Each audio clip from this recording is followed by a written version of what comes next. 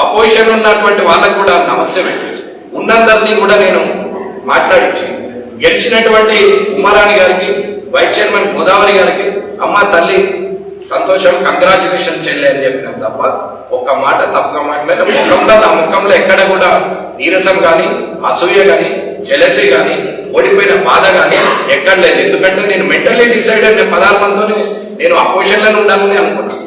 కానీ కొందరి కోసం మాట్లాడాల్సి వస్తే వెళ్ళినా, అంతే తప్ప నేను వెళ్ళలేదు. నేను రాలేదు, మాట్లాడలేదు, మమ్మల్ని అడగలేదు అంటే ఒక్క ప్రెస్ మీట్ పెట్టండి అన్నాను. ఆ ఇద్దరు ఒక్క ప్రెస్ మీట్ పెడితే నేను మాట్లాడాను. నేను ఏ స్థాయి దాకా మాట్లాడాలో మాట్లాడాను. అన్ని మాట్లాడి ప్రయత్నం చేశాక కూడా ఇద్దరు కలిసారు. కానీ నేను దిగింది ఈ ఇద్దరు కలవద్దని దిగినా కానీ నేనేదో అధికారం కోసం దిగలేదు. ఈ ఇద్దరు కలిస్తే ఏమవుతుంది? మళ్ళా కబ్జాలు అవుతుంది, మళ్ళా సెటిల్మెంట్లు అవుతాయి, మళ్ళా గొడవలే, మళ్ళా ప్రజా దర్బారే, మళ్ళా మాస్టర్ బారే. ఇలా చుట్టుముట్ట గ్రామాలందరూ కూడా ఇవాళ అందరూ కూడా కాంగ్రెస్ గెలిపించారు. పోయినసారి అయితే మళ్ళీ ఇవాళ అవుతుంది. రేపు పొద్దున ఈ కౌన్సిలర్లు అందరూ మళ్ళా అందరినీ కూర్చుంటే మంచికో 50,000 ఇస్తే 1,00,000 రూపాయలు ఇస్తే మళ్ళా సంతకాలు పెట్టారక్క. అదృష్టం ఏంటి అంటే 40 మంది కొత్తోళ్ళు ఉన్నారు, 10 మంది పాతోళ్ళు ఉన్నారు. ఈ 10 మందిలో 10 మంది చాలా నయమోలే. ఆ లైన్ పెద్ద బట్టవాదుల లంగలేక కాదు, బట్టవాదుల లంగాలంతా దింకపోయారు. కథమైంది, ఓడు కూడా గెలవలే. కథ ఆడ కనిపించలేదు. ఈ పార్టీ ఆ పార్టీ, ఆ పార్టీ ఈ పార్టీ అన్ని తిరిగిపోయి కూడా ఓడిపోయింది. అలా దరిద్రం ఏంటంటే ఈ 16 గెలిచారు. అదే అర్థం కాలేదు వాళ్ళకి ఎట్లా గెలిచారు. ఇది నిజం. ఇది మున్సిపల్లో జరుగుతుంది. ఇక మా ఉమారాణి చెల్లె, మా గోదావరి చెల్లె ఏం చేస్తారో కానీ ఈ వీళ్ళకి కూడా చెప్తాను, అమ్మ చెల్లె నా వల్ల కంటతడి మాత్రం పెట్టదు మీరు. ఆ పరిస్థితి రానివ్వద్దు అని చెప్తాను. ఆ పరిస్థితి వచ్చిన రోజు నేను కరిగే మనిషిని కాదు. నేను మొదలే చెప్తున్నాను, ఏ అధికారికైనా చెప్తున్నాను, ఒక్క రెగ్యులేషన్ చేసిన, ఒక్క ఇల్లీగల్ చేసిన, ఒక్క పర్మిషన్ ఇచ్చిన భాషికాలే అధికారులకు ఏం మాటలు బీటలు ఏం లేవు. ప్రూవ్ చూపెట్టేది, ఇబ్బంది కొట్టించేది జనంతోనే. నేనేమన్నా అనుకుంటున్నారేమో, ఇక రియల్ రమణారెడ్డిని చూస్తారు రేపటి నుంచి. గ్రేస్ టైం అయిపోయింది, రైట్. ఇప్పుడు కరెక్ట్ పొలిటికల్ ఎంట్రీ మొదలైంది. నడవనికి ఎంతమంది వస్తారో, ఏ క్యాడర్ వస్తారో చూస్తా. నేను కూడా మాట్లాడతాను అన్నట్టు కొత్త క్యాడర్ అందరికీ చెప్తున్నాను, మిమ్మల్ని ఎగేస్తాను. వీడు మాట్లాడు, ఇప్పుడు కూడా మాట్లాడు, ఎందుకంటే ఇంకా నా దగ్గర ఉన్నాయి. నేను నెక్స్ట్ ఎపిసోడ్ లో చెప్తాను. వీడి గురించి మాట్లాడాలంటే ఈ నా అనడమే నోరు కమ్ము. అందుకే ఈడు షబీర్ అలీ గాడు మాట్లాడడానికి అనరుడు. ఒకవేళ మాట్లాడితే ఇంకా 100 ఉన్నాయి అంటున్నా. వీటితో ఫ్యామిలీతో సహా చేస్తా, నీ కొడుకు రేప్ కేసు తీస్తా, నీ అల్లుని ఇష్టమైన తీస్తా, నీ తమ్ముని మొత్తం స్కాములు తీస్తా, నీ ఇంట్లో వసూలు చేసిన డబ్బుల గురించి తీస్తా, నీ రేషన్ షాప్ గురించి తీస్తా, నీ మొత్తం కుటుంబం కథ చదువుతా. విత్ అవిడెన్స్ అంటున్నా. అట్టిగా మాట్లాడలేదు బిడ్డ. మళ్ళొక్కసారి నా గురించి మాట్లాడాలి. అరే గెలిస్తే పోతాం. నీతిగా గ్రీడిగాని కాదు, పట్టుకొని పీకులాడతలేను. చెప్పుతోని కొట్టినా, ముడ్డి మీద అన్నా, గుద్ద మీద అన్నా, నువ్వు మళ్ళా నేనున్నా అనేస్తున్నావు. అది నన్ను నిలబడకపోతా. నన్ను విస్మరిస్తారు అని అనుకున్న రోజు పోటీ కూడా చేయాలి. నన్ను ప్రజలు విస్మరిస్తారు అనుకున్న రోజు పోటీ కూడా చేయాలి. అంత ఆత్మాభిమానం ఉంటుంది. అహంకారానికి ఆత్మాభిమానానికి తేడా తెలియదు. నువ్వు సింప్లిసిటీకి చాతగానితనానికి, అంటే నిజాయితీకి చాతగానితనానికి తేడా తెలియదు. నువ్వా నా గురించి మాట్లాడు. దొంగలు కాదా మీరంతా? రియల్ ఎస్టేట్ పొత్తులో వీళ్ళంతా పేరు వీళ్ళందరూ 2 పార్టీలలో ఉన్నారు. వీళ్ళకి మున్సిపల్ లేకపోతే రేపు పొద్దున మళ్ళీ 2 సంవత్సరాలుగా ఏమి పీకలేకపోయినాము. రేపు పొద్దున మళ్ళీ ఏమన్నా పీక్కోవాలంటే ప్రజల దగ్గరికి పీక్కోవాలంటే మళ్ళా మా వాడు ఉండాలని చెప్పి ఇలా 3 కోట్ల బేరం చేసి సిగ్గు శరం ఏమన్నా ఉండాలి. లక్షలు తీసుకుంటారు. ప్రజలు 16 మందికే తీర్పిచ్చారు. నేను 16 మందినే హ్యాపీగా ఉన్నాను. ఏమి లేదు, 2కి వెళ్ళి 6 అయింది, 6కి వెళ్ళి 8 అయింది, 8కి వెళ్ళి 16 అయింది. 16, 32 అయినాడే వస్తాం. నేను వాజ్పేయి గారిని ఆదర్శంగా తీసుకుంటా. నేను నీటిలో ఇట్లాంటి కథలు బట్టి ఉంటాను. నేను ఎన్టీ రామారావుని ఆదర్శంగా తీసుకుంటా. నేను నిజాయితీగా ఉంటా. నేను ఇందిరాగాంధీని ఆదర్శంగా తీసుకుంటా. మన సేఫ్టీ ఎట్లుండాలో చూస్తా. నేను మోడీ గారిని ఆదర్శంగా తీసుకుంటా. ఎట్లా అభివృద్ధి చెందాలో చూస్తా. నేను చంద్రబాబు నాయుడు గారిని ఆదర్శంగా తీసుకుంటా.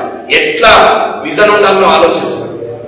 నేను వైఎస్ జగన్ ఆదర్శంగా తీసుకుంటా. ఎన్ని కష్టాలు వచ్చినా ఓర్చుకొని ఓపికను నేర్చుకుంటా.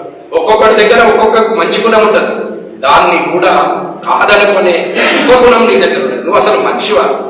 నువ్వు నీది మన దగ్గర అసలు నీకేమన్నా అసలు ఏదన్నా ఉందా? నీకు ఏం చేసావు? ఉన్నా వర్కౌట్ మీద పోలే, వర్కౌట్ మీద పోయి హైకోర్టు సుప్రీంకోర్టు మెట్ల మీద ఉండి ఫోటో దిగుతుంది.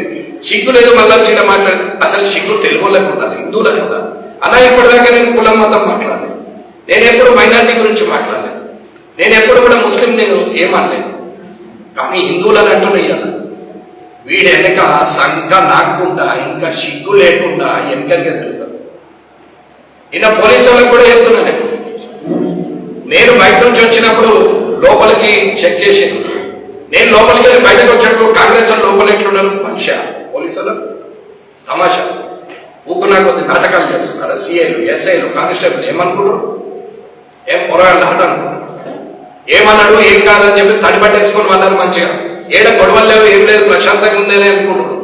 మీకు రోజు నిద్ర పట్టకుండా చేస్తారు. ఆనాడు చెప్పిన చూడండి ఒకసారి డైలాగ్, నీకు మీ నాయనకు సత్యముందర వెంకటరమణారెడ్డి యాదికి రావాలని అప్పటి ముఖ్యమంత్రికి అప్పటి పురపాలక సంఘం పురపాలక మినిస్టర్ కు అప్పుడు వార్నింగ్ ఇచ్చినాడు.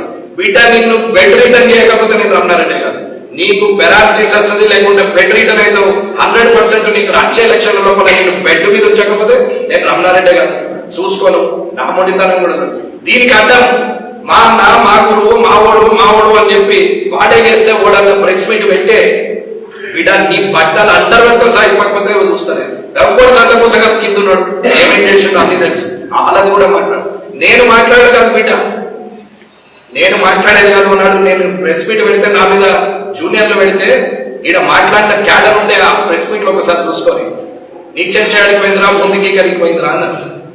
రేపటి నుంచి అవే భాషలు వస్తాయి అన్నా. నేను మాట 100% ఇది ఇయ్యాలని పరిమితం. ఒకవేళ ఇదే భాష నేను కొనసాగించాల్సి వస్తే అది ప్రజల క్షేమం కోసమే మాట్లాడతా కానీ నా అవసరం కోసం కాదు. అవినీతి జరగద్దు అనేది నా నిర్ణయం. యువతకు మంచి సంకల్పం ఉండాలా, ముందుకు రావాలా, రాజకీయంలో డబ్బులు పెట్టకుండా గెలవాలనేది నా కోరిక. నీతి నిజాయితీని కరప్షన్ లేకుండా ప్రజాస్వామ్యంలో నడవాలనేది నా కోరిక. అది ఇప్పుడు జరగకపోవచ్చు, 5 ఏళ్ళకి కావచ్చు, 10 ఏళ్ళకి కావచ్చు, 15 ఏళ్ళకి కావచ్చు. ఆ దేవుడే కనుకరిస్తే నాకే అవకాశం ఇస్తే మారుస్తుండొచ్చు, అది తర్వాత విషయం. కానీ ప్రయత్నంలో లోపం లేదు, ప్రయత్నంలో మార్పు రాదు. ఈడికెళ్ళి అందరు చెప్తున్న క్యాడర్ కూడా బీజేపీ క్యాడర్ ఇప్పటిదాకా ఇక్కడ ఏమనుకురు, ఎవరు తెలుగుకోకురా. రేపటి నుంచి ఎవరు మాట్లాడతాడు, ఏం మాట్లాడినా సరే న్యాయం అనేది ఉండాలా, ప్రజల పక్షాన్ని ఉండాలా. అంకర్ చేసిన ఈ ప్లాన్ అనుకుంటుంది నేను తీసుకుంటాను. ఏ ఊరైనా ఏ పోలీస్ స్టేషన్ అయినా సరే డైరెక్ట్ నేనే వస్తాయి, ఏంటని నేనే మాట్లాడతాను. ఇక ఫోన్లు వీళ్ళు మర్యాదలు ఏం లేవు. ఇక చూద్దాం. ఇక లేకపోతే అవినీతికి అడ్డుకట్ట పడది, లేకపోతే వీళ్ళకి భయం ఉన్నది. చాతగాని ఎమ్మెల్యే ఏమన్నాడు, సత్శీలుడు మంచిగా మాట్లాడతాడు, భాష మంచిగా ఉంటది, ఏమన్నాడు ఊరికే నాగుతాడు, మంచోడు అనుకుంటున్నారు. కానీ బిడ్డ కొడక మొత్తం తోళ్ళు తీస్తాను అని చెప్తాను. నాకు గౌరవం, మంచోడు ఏ పార్టీలో ఉన్నా నాతో నాకు సమానం. నేను ఆయనను తమ్ముడు తిరగను, అన్న తిరగను అనుకుంటా. మళ్ళీ చెప్తున్నా, మంచితనం ఉన్న ఏ పార్టీ క్యాడర్ అయినా సరే నేను వాళ్ళకు సోదరునిగా భావిస్తాను. లంగల తిరిగి ఎవరైనా ఉంటే మాత్రం ఇచ్చే ప్రసక్తే లేదు. ఇక మాట్లాడు, రేపు ప్రెస్ మీట్ పెట్టు. 2 ఏళ్ల నుంచి ప్రెస్ లకు కూడా పని లేకుండే, ఎట్లయితే పోలీసుకు పని లేదు. ఇక రేపటి నుంచి అంతా ఆన్ టాపికే, ప్రతిరోజు ఆన్ టాపికే. ఇక అది కాబట్టి అర్థం చేసుకోమని చెప్తున్నాను. ఇక చూడు షబీర్, ఇక నువ్వు హీరో షబీరో కాలి హీరో నిన్ను చూడకపోతున్నప్పుడు అన్నారంటే కాదు, నేను రెడ్డిగా పుట్టినా నీకు నేర్పిస్తలేను, నీకు అర్థమవుతుంది సంగతిగా చూపెడతాను. ఇలా దొంగలంతా ఒకటైన ఎట్లా నడుపుతారో రాజ్యం నేను కూడా చూస్తాను. ఇక చూడు, నేను కాకపోతే మంచి మీసాలు తీయకపోతే అన్నారంటే కాదు, చూస్తా. ఇక చూద్దాం.